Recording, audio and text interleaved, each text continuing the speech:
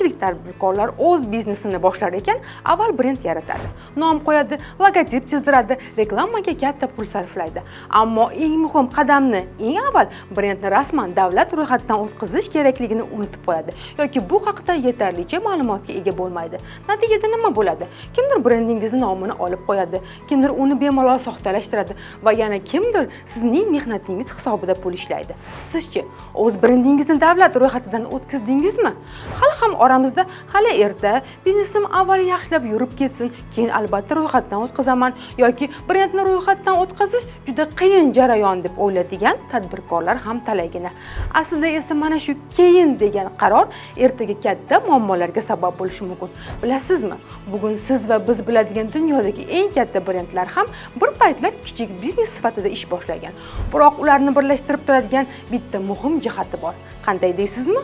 Ular avval brendni himoya qilishgan, ya'ni avval brendni ro'yxatdan o'tkazgan, keyin esa uni rivojlantirgan. Masalan, Nike avval oddiy sport poyabzali edi, lekin nomi va logotipi o'z vaqtida ro'yxatdan o'tkazilganligi uchun bugun butun dunyoda himoyalangan brendga aylangan.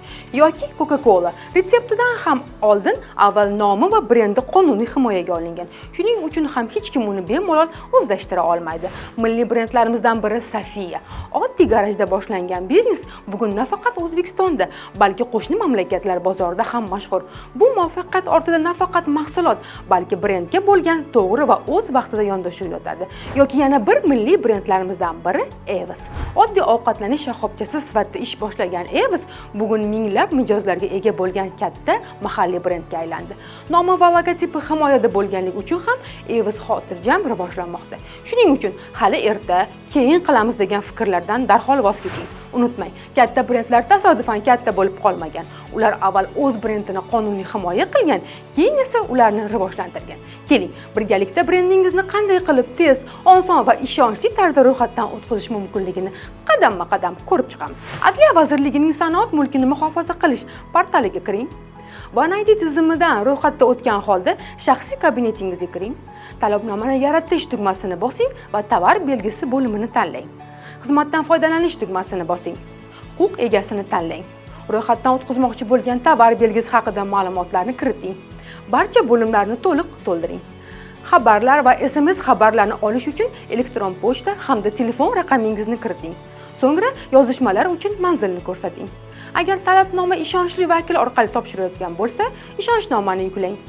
Agar talabnomaga qo'shimcha hujjatlar ilova qilinsa, ularni yuklang. Tovar va xizmatlar turini qo'shing.